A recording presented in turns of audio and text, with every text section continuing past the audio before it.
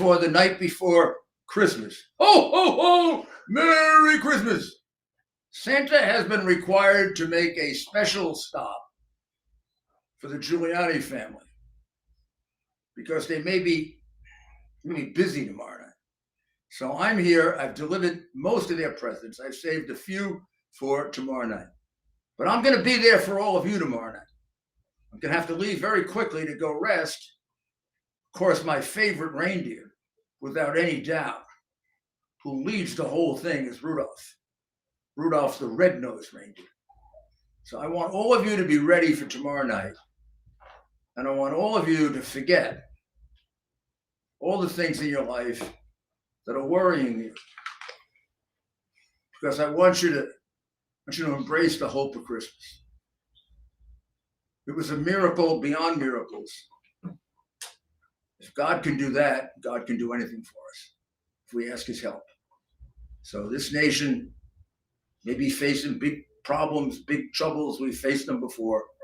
But because we're a nation whose rights come from God, and most of us acknowledge that, we've got a special place in history and in the development of culture and civilization.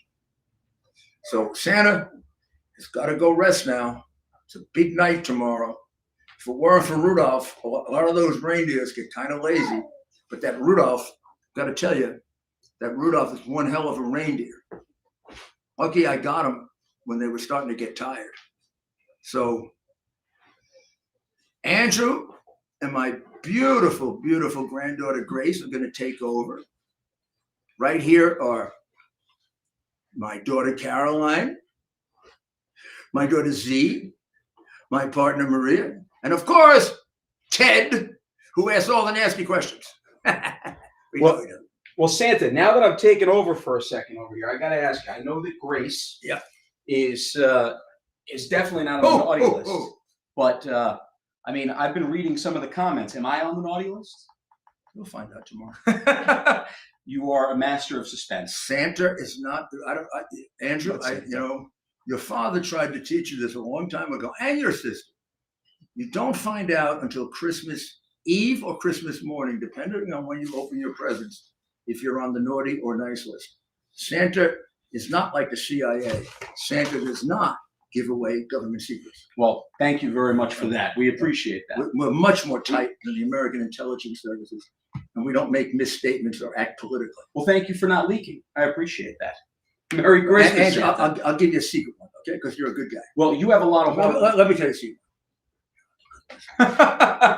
Well, you have a lot of hard work over the next probably 36 hours. It's going to be tough, but so I always get through. You take a very quick nap, maybe go work with the elves and finish up the final things you need to do. Make sure there's a little something extra, Well, you got to tip the elves afterwards too. You got to make sure the elves get tipped. The elves it's the time of year. Make sure we're off in good shape. Okay, Santa. Ho ho ho!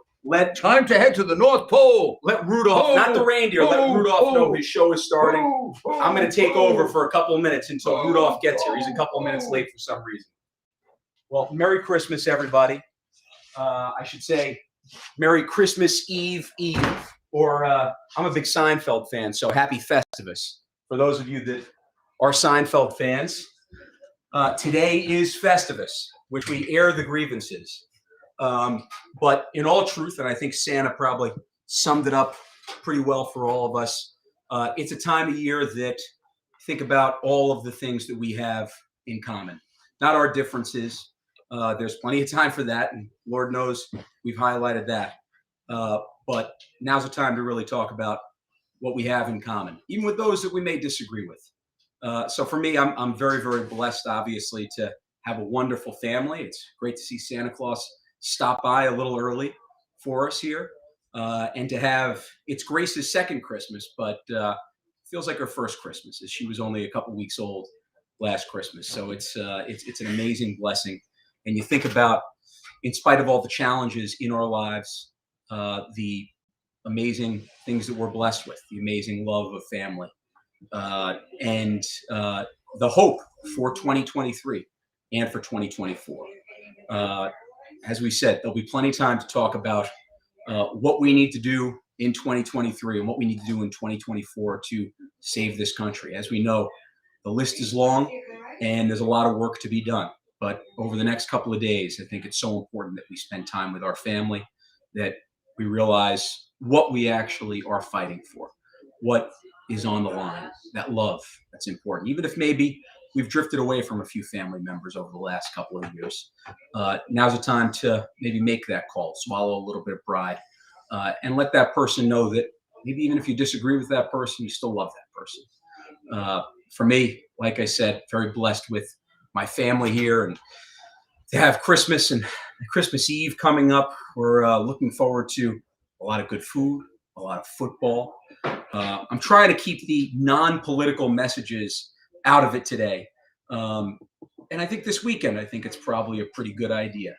But really looking forward to just being together and enjoying the company that we have, enjoying all the Rudolphs, whether it's America's Mayor Rudolph or Rudolph the Red-Nosed Reindeer. The amazing thing about Rudolphs, it seems like they both have amazing leadership skills, right? Look at Rudolph the Red-Nosed Reindeer and look at Rudolph Giuliani. Rudolph the Red-Nosed Reindeer, after all, was persecuted. Think about that.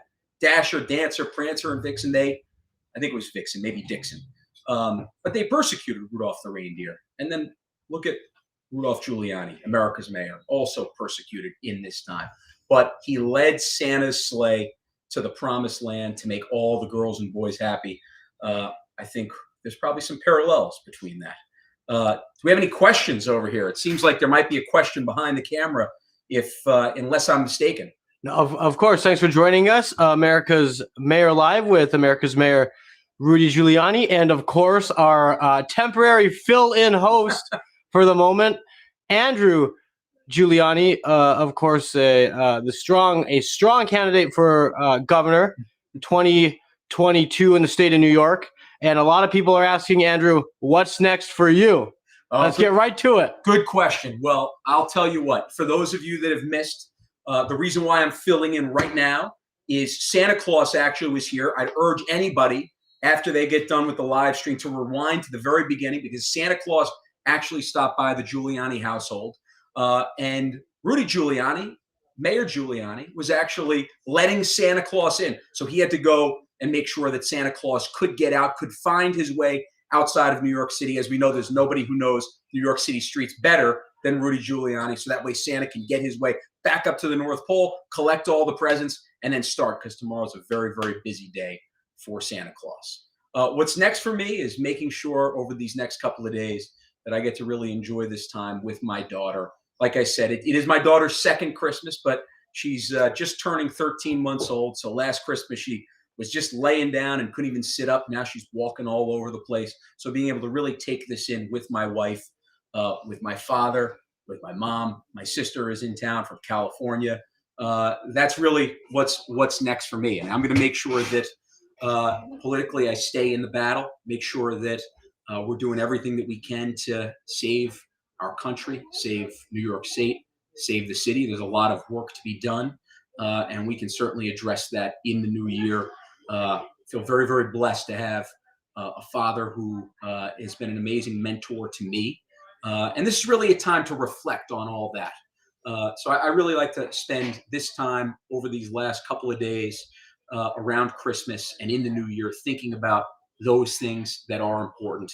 And obviously having a family that we cherish, even if you don't always agree on everything, right? Doesn't matter where you are, who you are. Even the Giuliani family does not agree on everything. But I can tell you that just because you may not agree with somebody in your family doesn't mean that there isn't love. So we are waiting for America's mayor to arrive back. He has been letting Santa out, showing him how to get out of New York City. If anybody missed the beginning of this, you're going to want to make sure you catch the beginning. Santa Claus was actually here. What did you get from Santa? Live. What did I get from Santa? Did you get something from Santa, Andrew, or are you waiting to open it? Well, I'm still trying to figure out whether I got coal or not. I've read some of the comments, and I might comment below. Coal. Do you think Andrew got coal this year? Yes, please. Yes or no? And if no, give us a reason behind your yes or no. Well, that could actually get a little bit graphic for the reasons for no. So if yes, maybe say yes, and if no, just leave it to no, because I'm sure there'll be some comments that will say no. I hope I was a good boy this year. I think Santa might have, looking at one of the present boxes, maybe a nice tie, which would be good. As you can tell, I'm kind of casual tonight in my Christmas green attire. Did not wear the tie. So maybe Santa was sending a message. Said maybe you got to be a little more formal. Someone wants to know, what is your favorite food, Andrew, for Christmas? Your favorite food at Christmas time? That's from Molly. Yeah. Well, Christmas Eve, it's Italian tradition, have the 7 fishes. I'll admit I don't have it every year, but it is a wonderful tradition. I try to make sure that I stay away from meat at least on Christmas Eve as a practicing Catholic. But for me, it's traditional Italian. It's chicken parmesan. We have a little chicken parmesan tonight. It's eggplant parmesan. We have my little daughter, Grace, who's over here. Who's standing. You want to come on over and say hi, Grace? You want to come on over and say hi? So I would say it's traditional Italian. And hopefully next year, I'll be sitting on this about 15 pounds lighter or so. I've ate way too much Italian over the last couple of months. But for me, it's the traditional Italian meals that I absolutely love. And I love the 7 fish. I was just talking to a good friend of mine who's going through that, who's doing that. And they're having a blast. I was asking, how much of a pain in the you-know-what is that to get it all assembled? He's loving every minute of it. I think maybe he's been drinking a little eggnog, though, in terms of the last conversation that I had with him. So the good news is he is not driving. He's having somebody else drive him, and he is picking out the 7 fishes. But it's traditional Italian for me. That's where my heart lies. That's where my gut lies. I would say that's, hopefully it never comes to this, but that's my death row meal if, God forbid, that's the case. Is there another question? And I don't know if there is another question. One more question before. I think we actually may have the host back here. For those of you that missed it. Stay there. We'll have you. No, we'll have the host is in the main chair. I'll get in the side chair over here. But finally, America's mayor made it back. He was showing Santa Claus how to get out of New York. I hear that you know New York pretty well. No, I was the only one who could get him out. Yeah, that's good. Yeah, the new guy doesn't know much. Yeah, I gave him the right roads out. He will not be late for you because he spent time in New York. We've made sure that Santa is in good shape. Grace. Hello! Everybody ready for Christmas? Doesn't sound that way. We didn't plug in the Zoom. That was a mistake. Did everybody hear us? Yeah, we're live and we've been on. We started over there with Santa, Mayor, and so we didn't have the Zoom tonight, but we have good sound. And if you want to, we could connect to it, but we're good right now as we speak. Because this is not lit up. I know, but we have. All right, but we're working. Santa ultimately needed to make sure that he could get out of here, and Santa had a couple of messages for you. I heard. That's why I turned the sound off. He didn't want everybody to hear. So the cash I have to tell you, I don't want you to think we're involved in drugs here. Andrew. Nobody can see that. The cash is for the doorman. Nobody gets that. This is the cash for the doorman. It was not under the mattress. There's the list. There's the list of the doorman. I don't want the FBI. The FBI have been trying to get something on me for years. I don't want them to get me for doorman. And here are their Merry Christmas cards, FBI. See, this is like the. This is like the Hunter Biden hard drive you didn't take, huh? You should say hi to Pop on Christmas. This is Christmas my Eve. greatest, and she did well with Santa. She did a very little well. bit, a little bit of discomfort at first. Well, and then she started to get used to it. This is the 3rd time that she met Santa. She met Santa a couple times earlier in the Christmas season, and she was a little iffy, you know. I mean, yeah, but she got there. Daddy has said stranger danger, and she saw this guy who has a beard on, who's big with the red, and she was wondering what the heck is going on over here. I mean, finally today, he was okay. He was like low key today, right? Santa was good. Santa was absolutely great, and it was nice to hear that Grace. Not that I had any question. Grace was on the nice list, right, Grace? Grace is on the nice list for sure. Yeah. So people are asking, how old is Grace? 22. Grace, definitely not. She is turning 13 months next week. And so it feels, even though she had her first Christmas last year, we're still lying down in the crib. This feels like her first Christmas in so many ways. I think I'd agree with that. This is like her first Christmas because last Christmas was, she was still virtually, in the womb. My little girl, my little girl. Yeah, she So- loves Pop. So Andrew, what's it like being a father? And after that, Mayor, what's it like being a grandfather? What's the best thing in the world? All the cliches where people say that you don't really understand the depth of love until you actually hold your child. They may be cliches, but it's absolutely true. There's no deeper love than my love for this little thing, and you really realize your purpose. Yeah. And that's not just present the first night that she's born, but really almost every single day where you really realize what we're fighting for. Yeah. And the look at reason this. why. Look at that. Look how curious she is.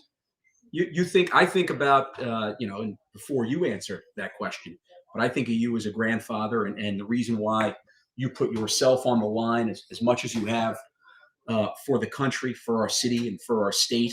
With your legacy over the previous not just couple years, but your entire career, and it's to hand a better country to the Graces, to our grandkids, Yep. to our children, to the next And generation. I that was just handed to constantly us. watch and try to figure out what she's doing.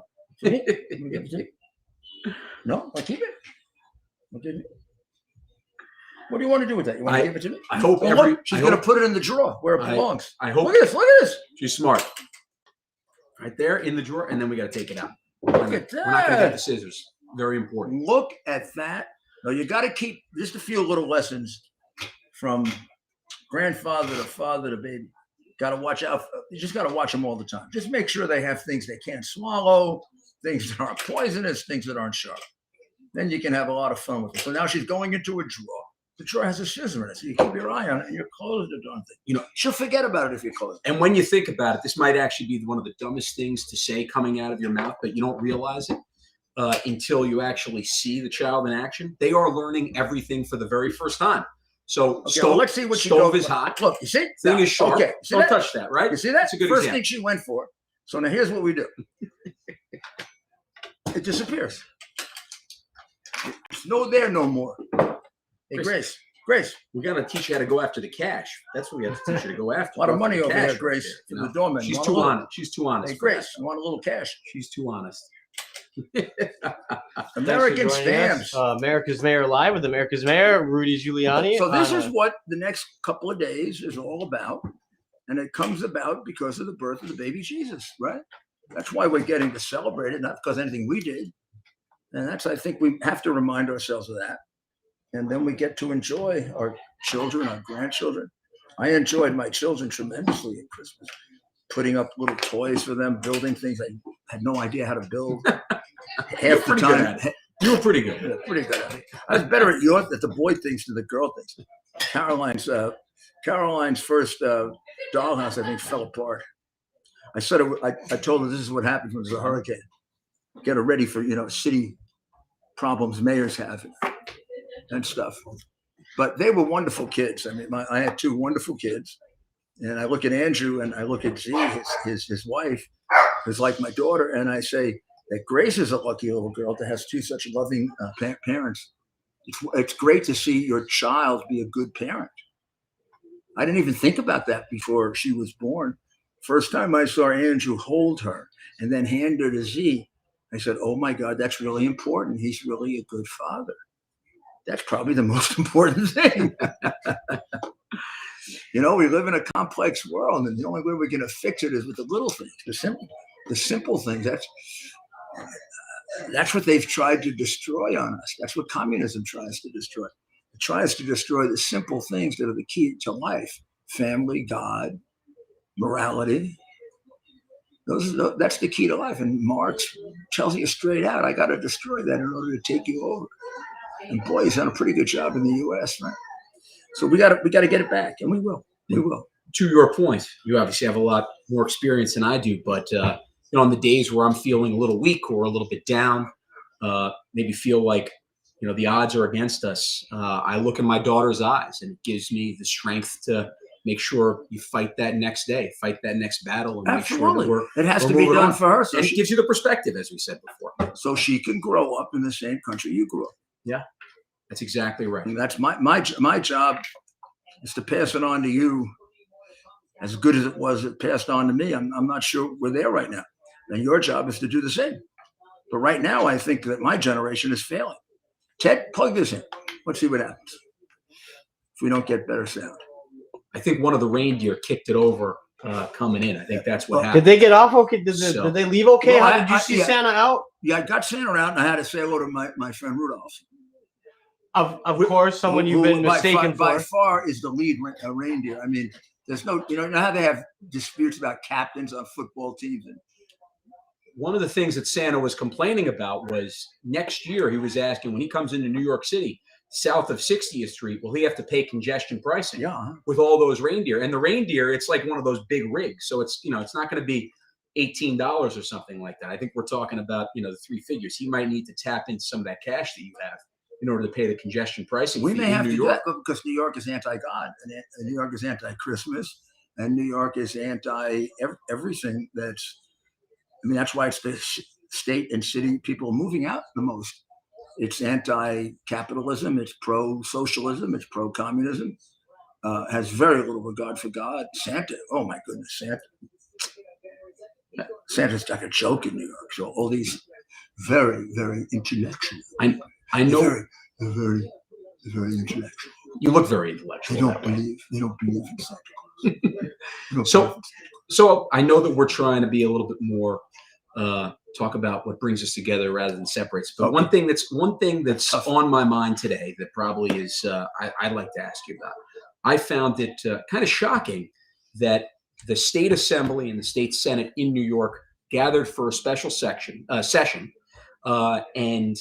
they had many things they could have addressed, including probably cashless bail and the rising crime problem that's happening in New York. But what did they end up doing instead? They gave themselves a 32% raise. That's right, not a 3, not a 5, but a 30. What were your thoughts on that? And the fact that Kathy Hochul or anybody in Albany couldn't actually get bail reform tied to that raise. How hard did she try? I would say the $32,000 raise is absolutely indicative of their disregard for the people of New York who they hate. And if you think that's all they got, you're naive. I consider their salary and commissions. The commissions are the kickbacks many of them make. It's a cesspool. It's a cesspool of corruption. If you don't face that, if you don't realize that, then don't be governor. I told you that from the day you started thinking about running. I'm not going to say that everybody there is a thief. I'm going to say that a lot more people than you think there are thieves. What I mean by thieves is they get paid by the lobbyists. They get paid for votes.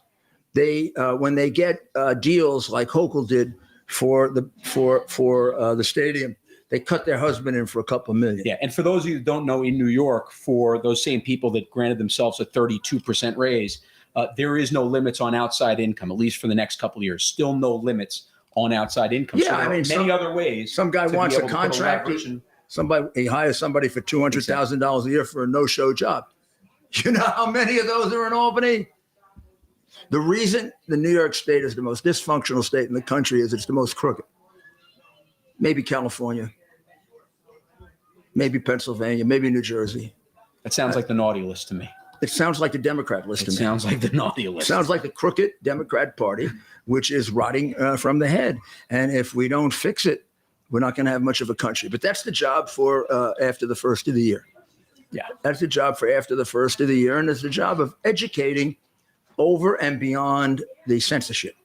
Because I consider my job telling people things that the New York Times and the Washington Post and CNN hide from them. Things that are critical, important, true, and that point out the problems that we have to fix.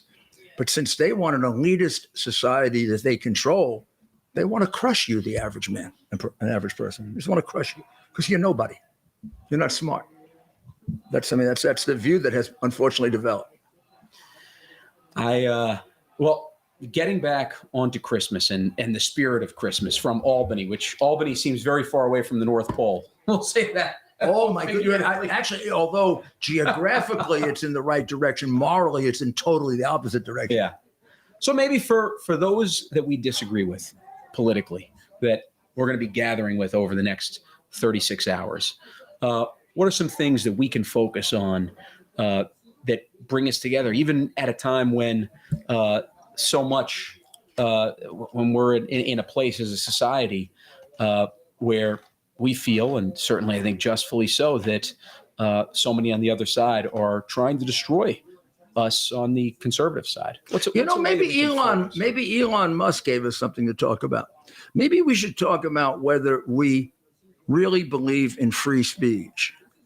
And if I am willing to allow people to go out there and preach how wonderful socialism is and how wonderful Marxism is and how everybody getting the same amount of money would actually be much better and much more equitable, and allowing people the right to say that without taking away their job, destroying their future, attacking their family, or drumming up phony criminal charges. It's kind of like classical liberal thought versus what an illiberal kind of standpoint. But then on the same time, they should allow me, and if I say stolen election, I have a right. I have a right to have that opinion.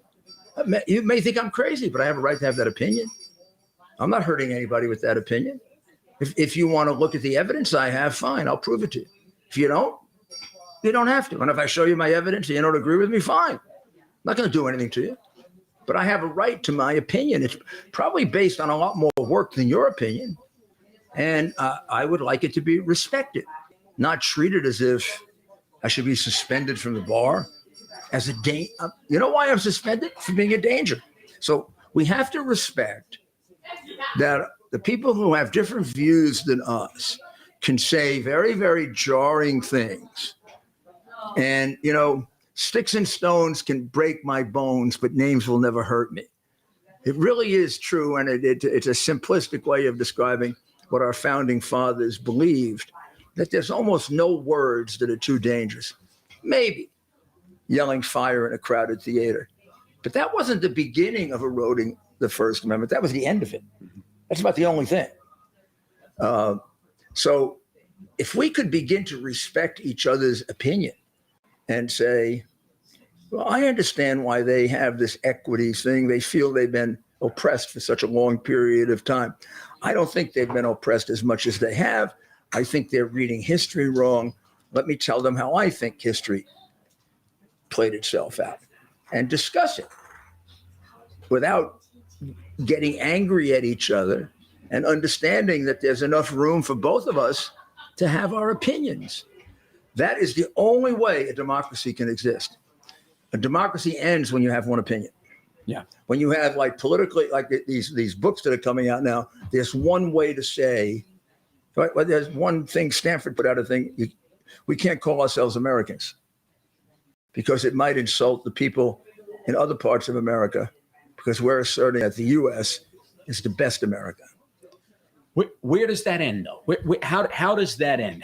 Because ultimately you're going to have, I think it's not going to be the conservatives of the world. It's not going to be the Rudy Giulianis or the Andrew Giulianis who's going to be standing up and telling the MSNBCs, the CNNs, and the thought leaders on the left that enough is enough. How does that end? I think that has to almost end internally on the left, correct? No, it's got to end with people having enough courage to stand up and say, go to hell. Mm-hmm.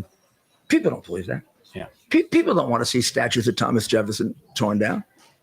They tolerate it because a lot of loudmouths yell and scream. I mean, think about this. All these Democrats want Thomas Jefferson's statue torn down because he had slaves, yet they function under the name of Democrat Party. And there's no institution in the history of America had more to do with slavery than the party under which they try to get votes. I mean, much more of its history has been devoted to subjugating people in slavery and racism than current history. So we want to go back to history and we want to get rid of names. You got to begin with the Democrat Party, not Thomas Jefferson. So I think there might come a point at which it would take a lot of guts to take a look at a couple of their heroes and start showing what they did and start taking their statues down. Maybe they'd start to say, ooh, people in glass houses shouldn't throw stones. But I really do think it's a disgrace that these people use the name Democrat Party. It's a party of slavery. 100 years. It caused the biggest losses of American citizens of any war in our history, the Civil War, that wasn't necessary if the Democrat Party hadn't It was Democrat Party partisans that killed Abraham Lincoln. And then they carried on racism. They carried on Jim Crow. They lynched incredible numbers of black people. And number two, they lynched Italian Americans. Yeah. So maybe we have to learn to be honest with each other and stop judging each other and just try to listen. Try to use your God-given common sense to figure out, does this really make sense or doesn't it? Well, I want to try to go a little lighter here as we're on Christmas Eve. And I got a question for you. What is your favorite Christmas memory? And maybe it's a memory as mayor. Maybe it's a memory working long hours as U.S. attorney or in the Justice Department. Maybe it's on the presidential campaign trail. But do you have a favorite Christmas memory that stands out? Maybe it goes all the way back to your childhood, or maybe a few Christmas memories. I don't want to say just one, but a couple of favorite Christmas memories. Our first Christmas in Gracie Mansion is probably the one I, just as a pure nice Yeah, that was magical. Christmas memory, I really enjoyed because we had room for a big enough tree. I love, you saw my tree before with Santa. As you can see, that's a 9-foot tree, and it's a real one. I love Christmas trees. And when we lived in an apartment, although it was a very fine apartment, we had to have much smaller trees. And I always promised the kids a bigger tree. So that was one of the best. It was marred somewhat by the fact that I had stayed up all night because a police officer committed suicide that night. That was the first. That was in 1994. Yeah, the first one. But I was able to compartmentalize it, realizing that I would have to do that for the next 8 years. And I enjoyed that Christmas. And then it was wonderful to have my family come over and enjoy Gracie Mansion. They had been there before because I had been mayor a year by then. But it was nice to have them there on Christmas to see that their nephew, cousin was the mayor of New York. Yeah. You know. And there was some, oh, see, she's over here. My wife is looking and Andrew, for my baby. And So.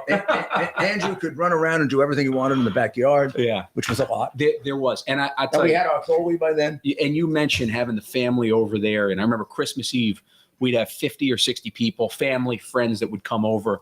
And there was something that was so magical about that. Yeah, Being able to share yeah. that and share the, is everything okay over here? Yeah, good. Okay. But so you never forget that. And of course it doesn't last forever. Nothing does. But those memories can't be taken away from you. And all of us have those Christmas memories, and we have extraordinarily sad ones. I mean, an uncle of mine who was a firefighter when I was probably about Andrew's age, when we were at Gracie Mansion, right as we were about to begin our Christmas Eve dinner, we got a call, and he had been thrown from his fire truck and it broke his back. He was in the hospital for 8 months and went back to be a firefighter, became a captain. And he was sort of Uncle Eddie. He was kind of a model for me because all he ever wanted to do with all the pain he was going through was go back and be a firefighter.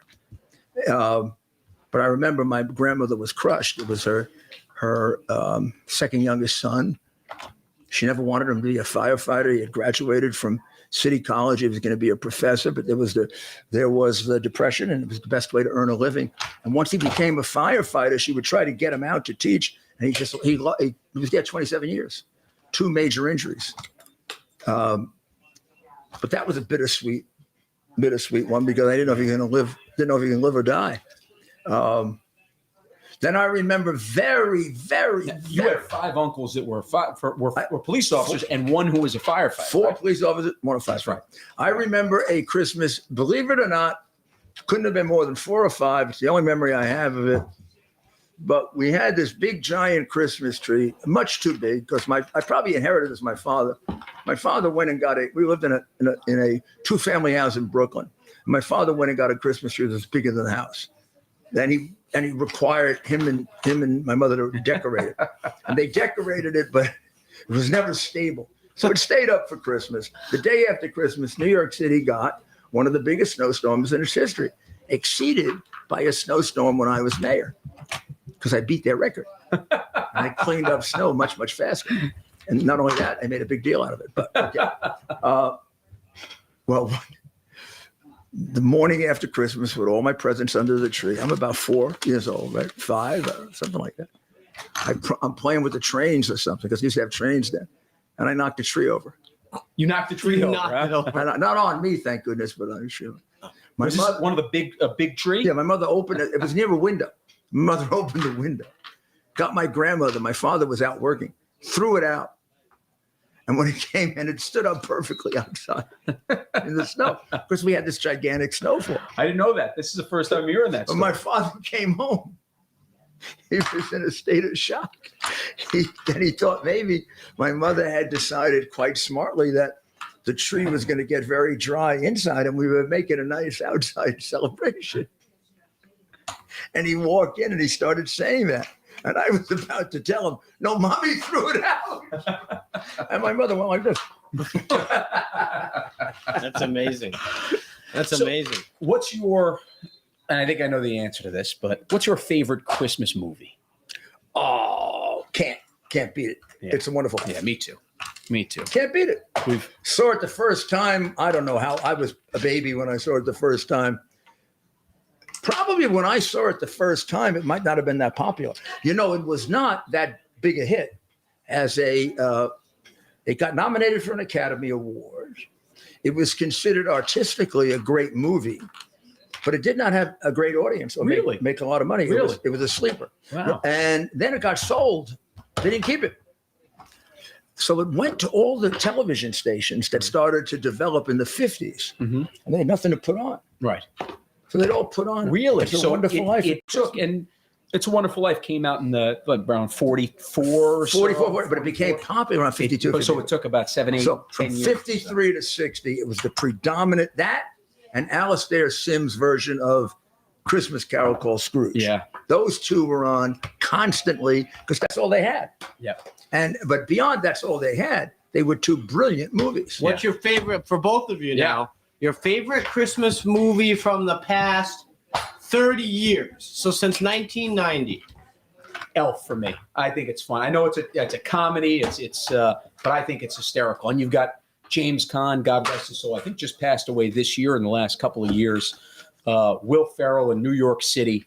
I think Elf? it's absolutely hysterical. So probably in the last 30 years, I know that's not as heartfelt as Oh, no, it's a different kind of movie. but it's hysterical, and it's nice to mix in the comedies. I think it'll along go down there. as a classic. It's I think great. in 60 years, It's great. Elf will be thought of as a Christmas classic. My wife and I do love feel that, watching yeah. Elf every single Christmas. We put that in the mix there, and we try to save "It's a Wonderful Life" for as close to Christmas as Maybe we'll possible. watch 'Cause it. that's our favorite. How about tomorrow? Watch it tomorrow. Sounds good. Okay. Sounds good. So- Count us in. So how about this?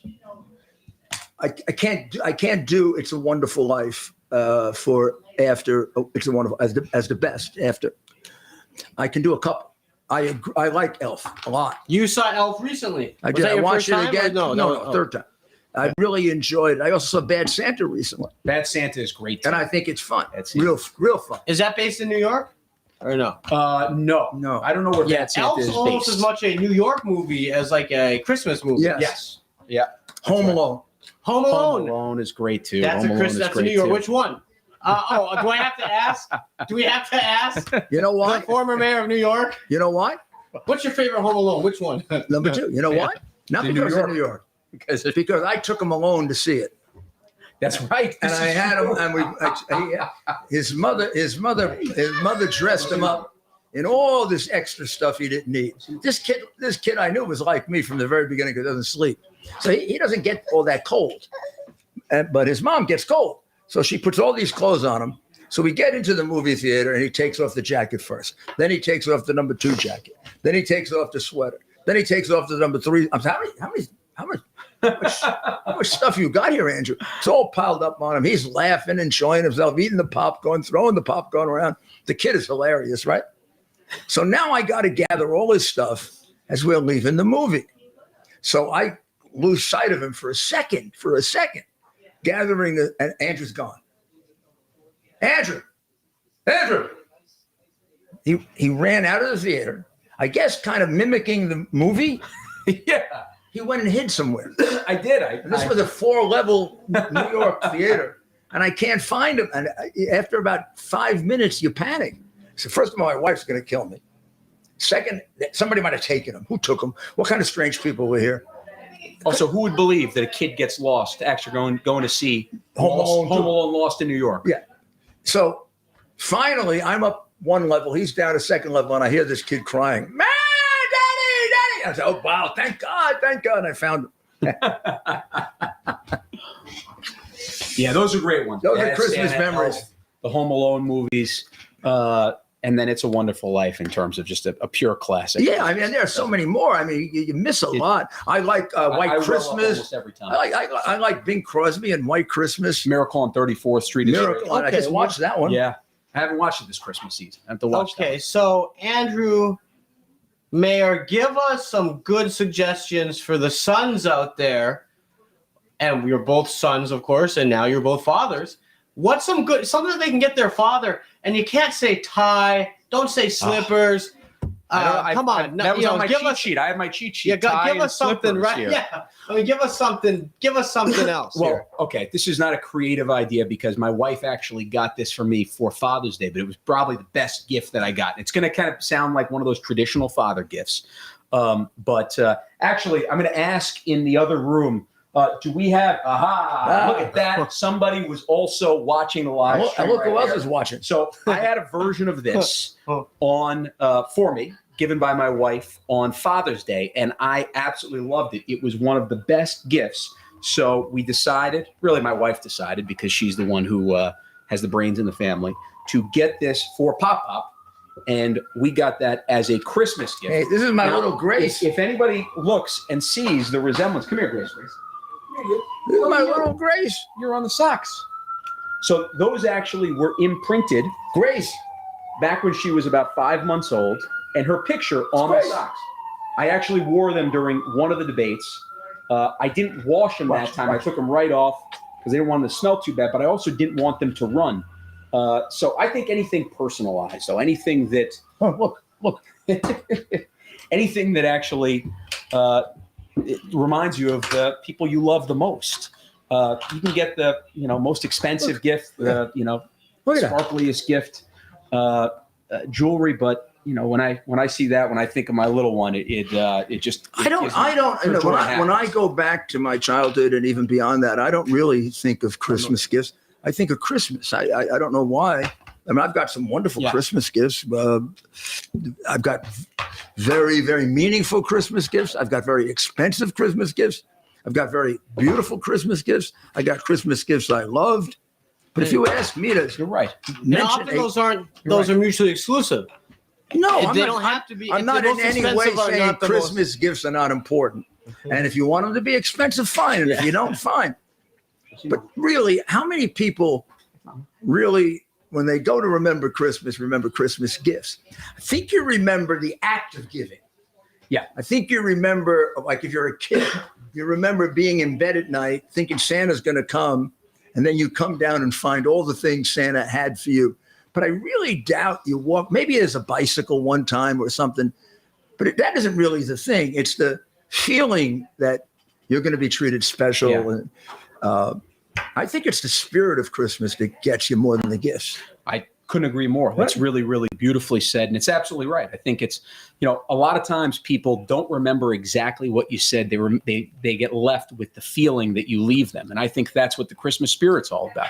I can't think of, one gift that stands out among all of them for the material purposes, but I could think about the time that I spent with my family and what that meant to me and what that instilled to me. And now as a father myself, what I want my daughter to feel and how I want to raise her throughout the Christmas season.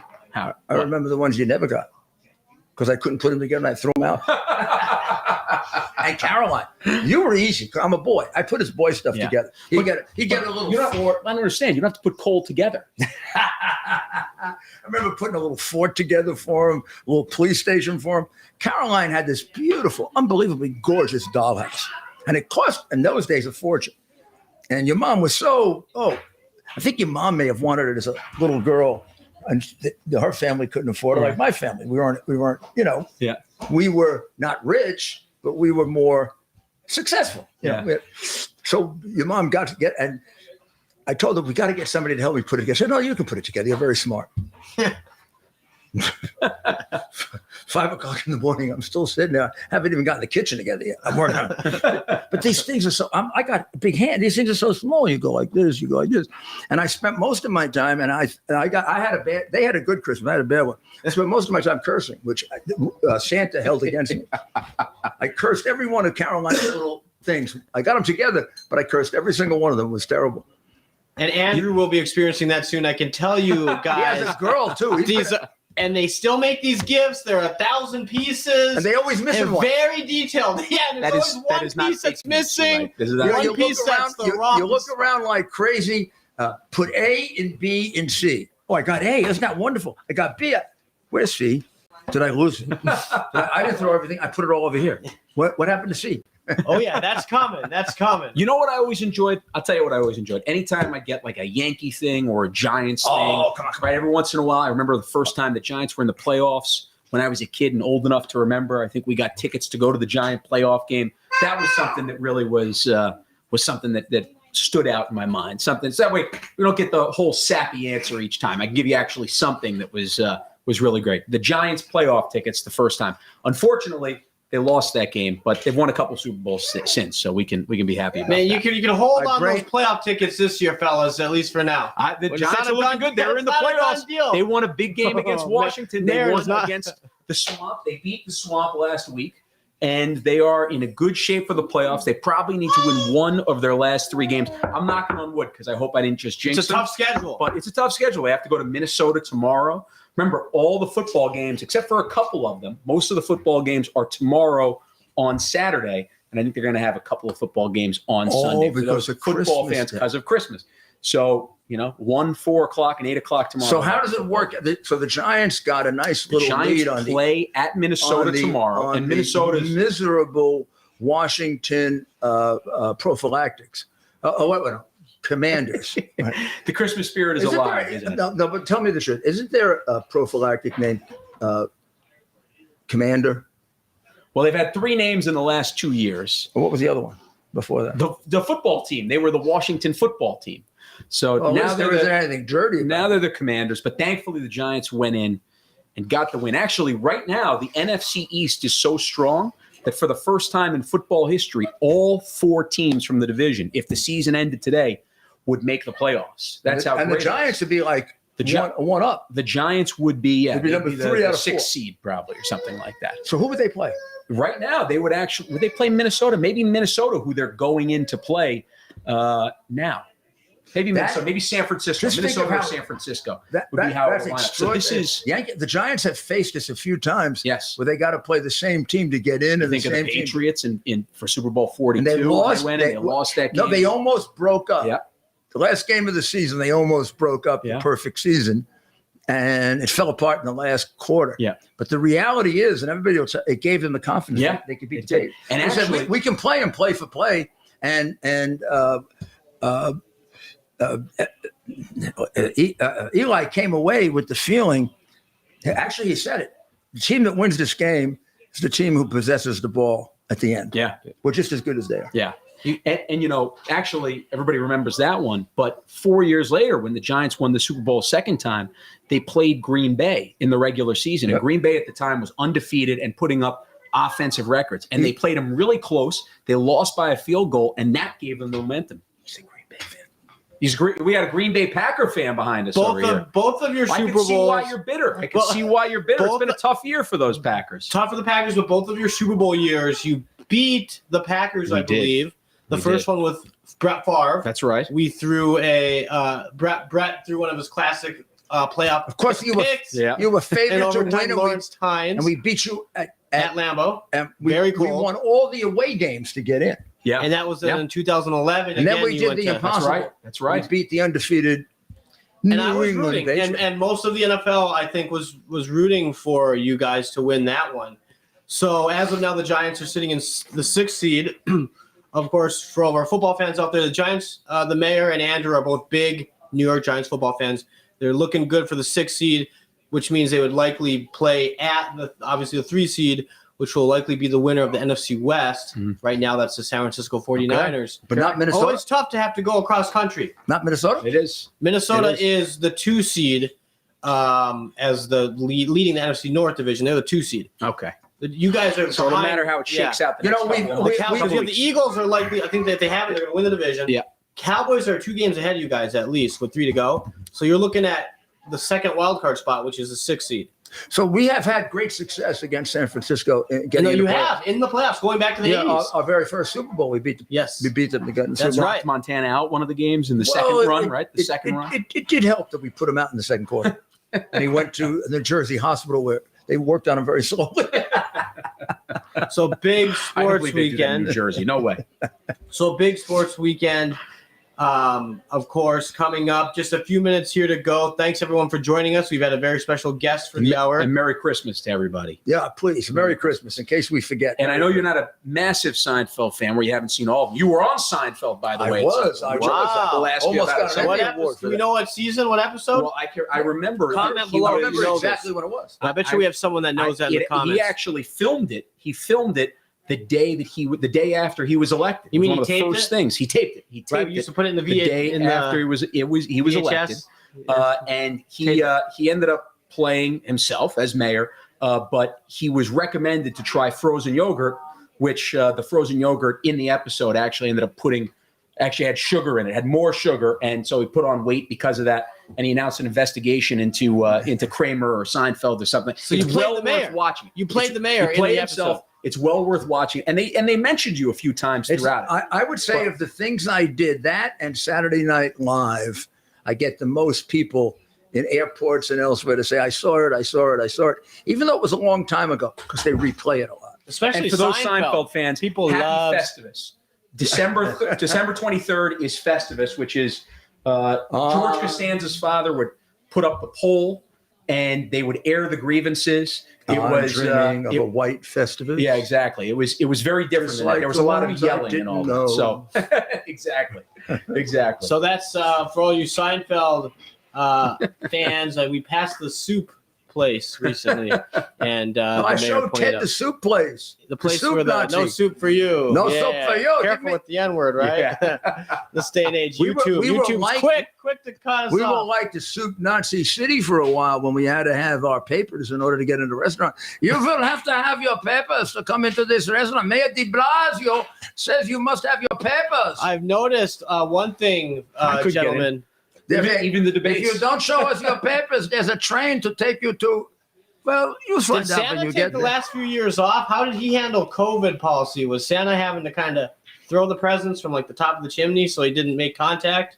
How did that work? Well, You seem to have a special relationship with Santa, so I'll let you answer. Santa was a pure scientist, not like Fauci, scientist who made millions from royalties he won't disclose. So Santa knew from the very beginning that cloth masks are bullshit. As did every doctor who does operations, including my partner, Dr. Maria. Do you think in a operating room they wear a cloth mask? Of course not. They wear a fitted, extremely uncomfortable mask, and even that isn't perfect. A cloth mask is useless, as Fauci originally said, then lied about it, then said it again that you don't have to wear it, then said we had to wear 3. And did anybody ever consider how much money people made on those masks by Fauci saying you needed masks? And did anybody ever take a look at the kickbacks that maybe public officials got for those masks? I used to do this for a living. I can guarantee you it was a con job. So Look, and more than anything, right? At this point, like the science really needs to be led by scientific fact and not by politics anymore. And we're just not in an See, age. I don't even think when- it was politics. I think it was politics and greed. That's probably right. Yeah, that's I think it was probably politics.